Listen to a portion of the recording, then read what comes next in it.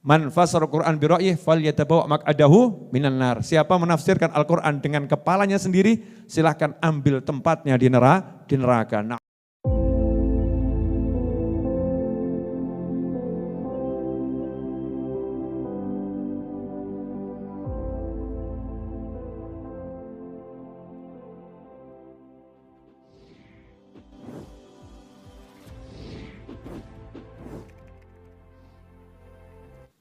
diawali dengan qala Allah Ta'ala. Qala Allah Ta'ala. Berkata Allah yang maha tinggi, maha mulia. Sebelum saya lanjutkan, rungokno ini. Dengarkan baik-baik. Yang ngomong bukan saya. Yang ngomong bukan pejabat. Yang ngomong bukan Habib. Yang ngomong bukan kiai. Siapa yang ngomong? Allah. Qala Allah Ta'ala. Allah yang berbicara. Kalau udah disebut kalau Allah Ta'ala, rungokno, dengarkan. Wa idza quri'al Qur'anu fastami'u lahu wa ansitu la'allakum turhamun. Kalau dibacakan Al-Quran, maka diam dan dengarkan. Fastami'u lahu wa ansitu. Dengarkan baik-baik. La'allakum turhamun. Pasti kalian akan dapat rahmat. Begitu disebut Allah berkata, enggak boleh ada ragu. Kalau udah bilang Allah yang ngomong, ya sudah, yang lain nggak kepake. Mau pakar, ya profesor kuadrat misalnya. Profesor, ngomong gitu ya. Dihadapkan kalau Allah Ta'ala, yang nggak iso. Allah yang berkata, jadi semua ilmumu kalau udah Allah yang berkata, semua pendapatmu kalau udah Allah yang berkata, harus kamu kesampingkan. Ini yang bicara Allah. Sami'na wa ta'na. Kami dengar, ya, dan kami taat. Ini adab terhadap wahyunya Allah Subhanahu wa Ta'ala. Kalau belum paham, nanya maksudnya apa kepada orang yang paham. Nah ini kadang-kadang enggak. Dibilangin sama suaminya, Allah yang bicara lu. Tambahan jawab, ojo nggo Gusti Allah. Ini Allah yang bicara. Jangan bawa-bawa nama Tuhan, jangan bawa-bawa nama Allah. Ini antara aku dengan kamu. Lebih itu karepe iki. Maksudnya bagaimana? Jangan bawa-bawa nama Allah. Orang hidup itu antara hamba dengan Allah kok. Urip ki ngenteni mati, mati ketemu Gusti Allah, mati ketemu Allah. Pilihannya ketemu disayang atau ketemu diazab. Cuman itu. Jadi jangan sampai kita mengatakan jangan bawa-bawa nama Allah. Naudzubillah min dzalik. Makanya ketika seorang istri menasihatin suami dan mengatakan, suamiku Allah berkata begini loh, rungokno. Walaupun istrimu saat itu lagi jadi setan. Paham ya? Tapi setan yang berdalil dengan dalil Al-Quran. Kalau udah Al-Quran yang dibawa, diam dengarkan. Begitu pula para istri. Kalau suamimu lagi jadi setan, kesetanan ya, kemasukan setan, ngamuk-ngamuk. Kemudian bawa ayat-ayat Al-Quran. Kamu dengarkan ayatnya, meskipun kamu sebel sama pasanganmu. Jangan sampai sebelmu membuat sebel pada kalamullah. Na'udzubillah min dzalik. Oh, ini sering terjadi loh. Gak mau mendengarkan wahyunya Allah Ta'ala gara-gara sebel sama yang ngomong. Al-kibru batrul haq wa ghamtun nas. Itu namanya sombong. Sombong itu orang yang kalau dikasih tahu sama orang lain, dia begitu lihat yang ngomong orang itu gak mau terima. Kalau yang ngomong orang lain dia mau terima.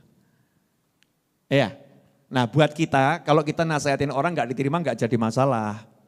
Kalau orang lain yang nasihati kok diterima, harusnya kita seneng. Jangan tambah bok wali. Ya ini kadang juga nih suami-suami ini. Maaf ya para suami ya. Ngomong sama istrinya, kamu itu kalau saya nasihatin gak mau dengarkan. Giliran Habib Novel yang nasihatin mau dengarkan. Lono wong iya kuwi. Mestinya kalimatnya bagaimana? Alhamdulillah. Kamu tak nasihatin gak mau dengerin. Tapi dinasihatin sama Ustadz Is mau dengerin. Alhamdulillah sepenting krungu awamu. Yang penting kamu dapat nasihat. Mestinya senang toh kalau ada orang lain yang nasihatnya masuk. Nasihatnya bisa diterima. Kan tujuan yang beri nasihat itu agar yang dinasehatin mendapatkan manfaat. Jadi lebih baik kan begitu. Gak peduli dari mulut siapapun. Kalau kucing bisa nasehatin orang yang pengen kita nasehatin. Maka kita akan terima kasih sama kucing. Lah kok cemburu sama kucing kan ya aneh. Terus akhirnya kucingnya dimarahin. Kamu kok begitu ya? Pergi dari rumah ini kamu. Gara-gara kamu aku gak didengar sama istriku. Ya ikhwani rahimakumullah, boleh dilanjut? Ini kok tenang, adem, ayem tapi tegang gara-gara ketutup masker atau memang karena tegang? Ya tutup masker ya, ini namanya juga prokesnya harus dijalankan dengan baik. Insyaallah dimanapun berada sehat selamat, amin. Terutama hatinya selamat, batinnya selamat, fisiknya juga selamat. Amin, Allahumma amin. Nah, ikhwani rahimakumullah, seorang istri tadi ketika qalallahu ta'ala, seorang suami ketika qalallahu ta'ala, maka langsung harus mendengarkan. Itulah yang dilakukan oleh Khalifah Umar bin Khattab radhiyallahu anhu. Khalifah Umar bin Khattab radhiyallahu anhu ini khalifah yang Masya Allah, jenengan nate mireng kan pernah mendengarkan kisahnya waktu wafatnya Nabi Muhammad SAW. Apa yang dilakukan Sayyidina Umar bin Khattab radhiyallahu anhu ketika dengar baginda Muhammad SAW meninggal dunia.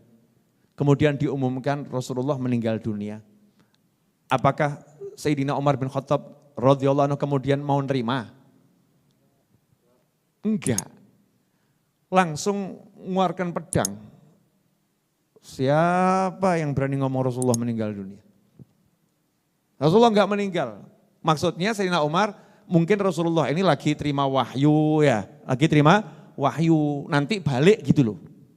Ya nanti balik, mungkin lagi mi'raj Rasulullah, nanti balik. Maksudnya seperti itu. Jangan menghembuskan isu aneh-aneh Rasulullah meninggal dunia. Walaupun kenyataannya Nabi Muhammad SAW sudah meninggal dunia. Enggak mau terima. Tapi begitu datang Sayyidina Abu Bakar As-Siddiq radhiyallahu anhu membacakan ayat Al-Quran. Ya, bahwasanya Rasulullah adalah manusia yang bisa meninggal dunia dan akan meninggal dunia. Apakah Rasulullah meninggal dunia kalian akan berbalik? Ya, apakah akan berbalik? Mendengarkan ayat itu langsung Sayyidina Umar terima. Ya bisa terima. Nasihatnya dari Al-Quran langsung diterima. Nah inilah yang harus kita lakukan saat ini. Mencari nasihat dari Al-Quran tapi pahami, jangan pakai kepala kita. Pahami sesuai maksudnya Al-Quran itu. Ya, sesuai maksudnya Al-Quran tersebut. Nah, siapa yang paham maksudnya Al-Quran? Yang paham maksudnya Al-Quran adalah Nabi Muhammad SAW. Karena Al-Quran diturunkan pada Nabi Muhammad SAW. Kemudian siapa lagi yang paham maksudnya Al-Quran? Yang diajak bicara oleh Al-Quran saat itu lewat Nabi Muhammad SAW. Yaitu para sahabat yang dapat penjelasan langsung dari Nabi Muhammad SAW. Maksudnya apa? Terus siapa lagi yang dipahamkan oleh sahabat, ayat ini maksudnya begini loh, peristiwanya seperti ini loh. Ya, yaitu para tabi'in. Kemudian siapa? Tabi'ut tabi'in, terus ke bawah. Orang yang mau belajar kepada orang yang mau belajar kepada orang yang pernah belajar dari sahabat dari Nabi Muhammad SAW.